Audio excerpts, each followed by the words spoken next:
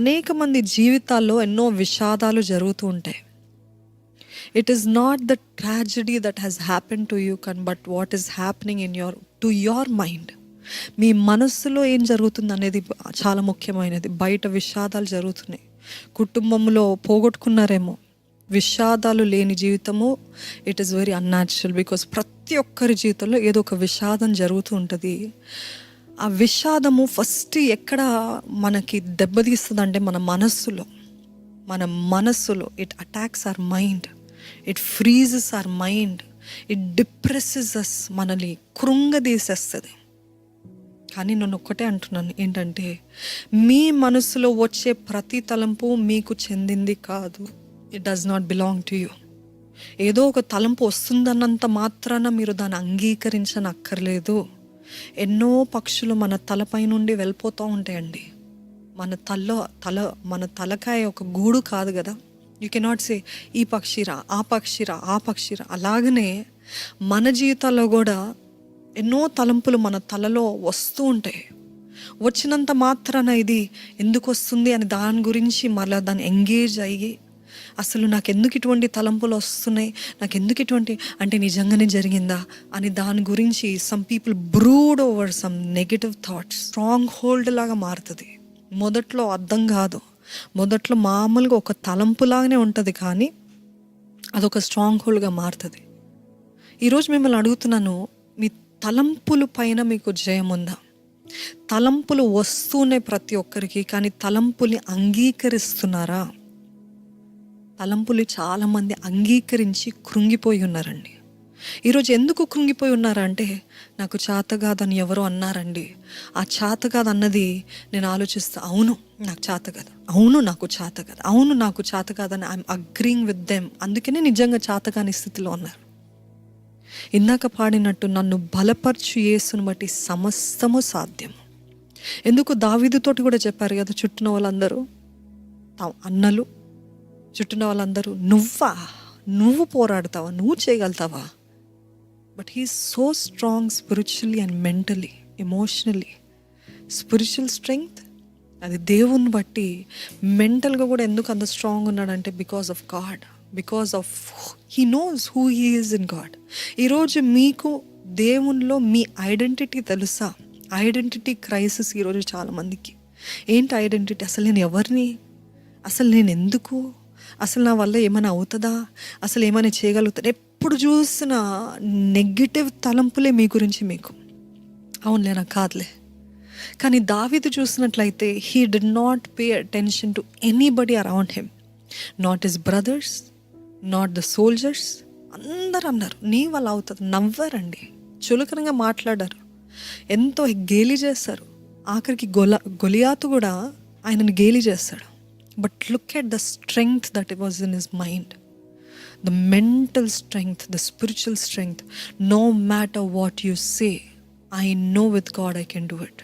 దేవుని బట్టి నాకు సాధ్యం అని చెప్పాడు. ఈరోజు మనము చాలాసార్లు అర్థం చేసుకోవట్లేదు ఏంటిదంటే, మొట్టమొదటిగా you do not have to accept every thought that is coming your way. మీ జీవితంలో వచ్చే ప్రతి తలంపుని మీరు అంగీకరించనక్కర్లేదు. ఎన్నో తలంపులు వస్తాయి. ఒక మనిషి అనగా పొద్దున్న లేచిన దగ్గర నుండి రాత్రి పడుకున్నప్పుడు కూడా నిద్ర రాదు. ఎందుకంటే యాంగ్షియస్ థాట్స్, కలవరపు ఆలోచనలు. వాట్ ఇఫ్, ఎంతమందికి ఉంది వాట్ ఇఫ్ అని. ఏమైపోతుందో, ఇలాగ జరిగితే ఏమవుతుందో, అలాగ జరిగితే. వాట్ ఇఫ్ అనే క్వశ్చన్ వస్తుందా మీ మనసులో? ఈ వాట్ ఇఫ్ అనేది చాలా భయంకరమైన ప్రశ్న అండి. ఎందుకంటే it is bluntly having no faith in God, bluntly distrusting God. బ్లంట్గా అవును దేవుడు చెప్పాడు కానీ వాట్ ఇఫ్, దేవుడు చేయమన్నాడు కానీ వాట్ ఇఫ్ అనేటువంటి ఆలోచనలు వస్తుంటాయి. సో మీ తలంపులు రావటంలో తప్పులేదు, కానీ ఆ తలంపుని తీసుకొని దానిపైన దానితో ఎంగేజ్ అవ్వటము, దాని గురించి ఆలోచించడము చాలా తప్పు. ఎందుకంటే what you constantly engage with you reinforce అంటే బలపరుస్తారంట. ఏ తలంపునైతే మీరు ఎక్కువగా ఆలోచిస్తారో దాన్ని బలపరుస్తారు. ఏ తలంపునైతే ఎక్కువగా దాని గురించి పదే పదే ఆలోచిస్తున్నారో దాన్ని మీరు బలపరుస్తున్నారు. అదొక దుర్గముగా, ఒక స్ట్రాంగ్ హోల్డ్గా మారుతుంది. జాగ్రత్త.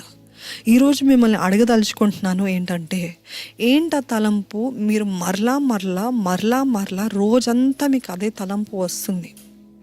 What is that one thought that is on and on going in your mind? వాళ్ళు అట్లా నన్ను అన్నారు, ఆ మాటనే నాకు రింగ్ అవుతుంది. లేకపోతే నాకు I feel I'm not fit, I'm not good enough, నాకు ఇది కెపాసిటీ లేదు, కేపబిలిటీ లేదు, ఎలిజిబిలిటీ లేదు, లేకపోతే నాకు ఐఎమ్ అన్డిజర్వింగ్ అనేటువంటి తలంపులు నా జీవితంలో ఎప్పుడు వస్తూనే ఉన్నాయి. దాన్ని ఎలాగ జయించాలో నాకు అర్థం కావట్లేదు అని అంటే ఈరోజు దేవుడు మీతో మాట్లాడును గాక. Amen. So science has a word for this. It's called as neuroplasticity. Such an interesting topic. ఏంటంటే మనము ఏదైతే ఎక్కువగా ఆలోచిస్తామో అది మన జీవితంలో తెలియకుండానే జరుగుతుంది. ఈ లోకంలో అది అంటారు మేనిఫెస్టింగ్ అని అంటారు, కానీ అది తప్పు. అది బైబిల్లో ఎంతో కాలం కింద రాయబడ్డది, ఎన్నో వేలాది సంవత్సరాల కింద. నువ్వు ఏది తలుస్తావు, what a man thinketh so is he. ఏదైతే మనుషుడు ఆలోచిస్తాడో అదే అవుతాడు అని. ఈరోజు నేటి కాలంలో దాని మేనిఫెస్టేషన్ అంటున్నారు. No, don't believe that. We don't believe that. మనుష్యుడు ఏదైతే ఎక్కువగా దేని విషయం అయితే ఆలోచిస్తూ ఉంటారు అంటే, నాకు చేత కాదు అని అంటే మీరు తప్పకుండా చేతగాని వాళ్ళగానే ఉంటారు. నాకు అవుతుంది, ఈసారి ఫెయిల్ అయ్యానేమో కానీ నాకు అవుతుంది అని మీరు చెప్తూ ఉన్నారు అనుకోండి. ఎందుకంటే దావీదు కాన్ఫిడెన్స్ చూడండి అక్కడ. Look at his confidence over there.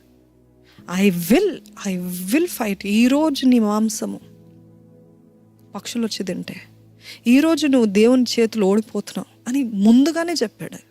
The confidence, what he said is what happened there. That is the faith. So this is called as neuroplasticity. Brain adapting to what you repeatedly reinforce. అంటే మన brain అంట, మన మెదడు అంట, మనం ఏదైతే ఎక్కువ శాతము రిపీట్ చేస్తామో అదే నమ్ముతుందంట. అదే దాని ప్రకారంగా చేస్తుందంట. మన బ్రెయిన్ దాని ప్రకారంగా నడుస్తుందంట.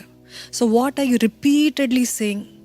ఈ మాటలు పదే పదే మీకు వినిపిస్తుందేమో, చెప్తానేమో ఈరోజు, కానీ నేను ఒక్కటే అంటున్నాను, రిపీటెడ్గా మీరు ఏమి పదే పలుకుతున్నారు, లేకపోతే పలకట్లేదేమో, ఆలోచిస్తున్నారు. రోజు లేచిన నుండి చాలామంది డిప్రెషన్లో ఉంటున్నారండి. అసలు ఏంటి జీవితము?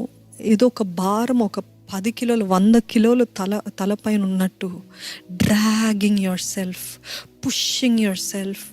సంతోషము లేదు, ఆనందము లేదు, ఏదో చేసేద్దామని ఏం చేయక.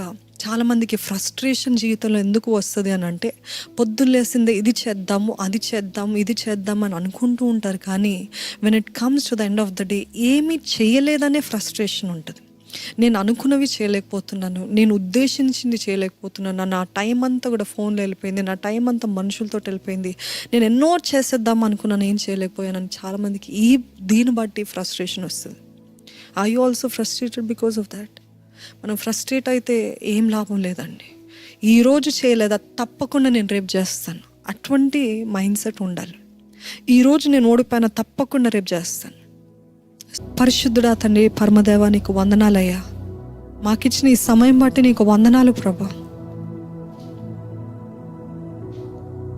ఈరోజు ఎంతోమంది ప్రతికూల ఆలోచనలతో, డిప్రెషన్తో, డిస్కరేజ్మెంట్తో, ఇప్పటికే అపవాది ఎంతోమంది మనస్సుల్లో అబద్ధాల్ని నాటాడు ప్రభా. వాటి నుండి జయము దయచేయమని వేడుకుంటున్నానయ్యా.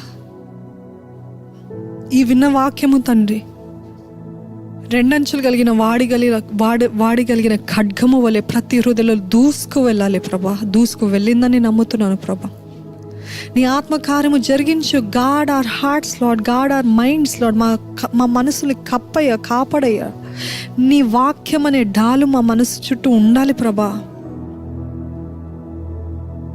Let not the enemy take over our mind lord. ఏదో విషాదం జరిగిందని నా జీవితం అంతా ఇంతే కాదు. ఏదో నష్టమైందని, ఏదో ఫెయిలియర్ అయిందని, ఏదో పోగొట్టుకున్నారని ఇంకా ఇంతే కాదు. నా దేవుడు God is a God of restoration అనే విశ్వాసము దయచే ప్రభా. నా దేవుడు నమ్మదగిన వాడు, నా దేవుడు చేయగలుగుతాడనే విశ్వాసపు మాటలు ప్రతి ఒక్కరి నోట కలుగునుగా కానీ ప్రకటిస్తున్నాను ప్రభా. నీవే దయచే ప్రభా. ప్రతి ఒక్కరి నోట విశ్వాసపు మాట దయచేయమని వేడుకుంటున్నానయ్యా. నీవే మాట్లాడి దర్శించావని నమ్ముతున్నాను ప్రభా. నా జీవితంలో నీ కార్యము జరిగించు. వింటున్నా ఎవరెవరైతే ఇప్పుడు వింటున్నారో, తర్వాత వినబోతున్న వారు అందరి జీవితంలో నీ ఆత్మకార్యము జరిగించమని వేడుకుంటున్నానయ్యా. నీ సహాయము దయచి. ఎవరెవరైతే తండ్రి నెగిటివిటీని బట్టి పోగొట్టుకున్నారో, మనుషుల్లో లేకపోతే పరిస్థితుల్లో, లేకపోతే వారికి నువ్వు అనుగ్రహించే దీవెనలో, లేకపోతే ఎన్నో తలుపులు వారి నెగిటివిటీని బట్టి మూసివేయబడ్డాయో, నీవే మరొక్కసారి కనికరించమని వేడుకున్నాను. Have mercy Lord, have mercy Lord. మా నాలుకల్ని పరిశుద్ధపరచు, మా నాలుకల్ని పరిశుద్ధపరచు, మా నాలుకల్ని పరిశుద్ధపరచు. ప్రతికూలమైన మాట రద్దు చేయమని వేడుకుంటున్నామయ్యా. ఈ తలుపులు తెరువయ్యా. అవకాశాలు దయచే ప్రభా. పోగొట్టుకున్నవి తిరిగి రెండింతలు పొందుకునే కృపను దయచే ప్రభా. మా సొంత మాటలు బట్టి, సొంత ఆలోచనలు బట్టి పోగొట్టుకున్న ప్రతి ఈవిని క్షమించమని వేడుకుంటున్నామయ్యా. మరలా దయచేయ్యా. నీవే సహించి ఈ వాక్యాన్ని నీవే ముద్రించు. మా జీవితంలో నీ కార్యము జరిగించమని ప్రభు యేసు నామములో అడిగి వేడుకొంచున్నాను తండ్రి. ఆమెన్.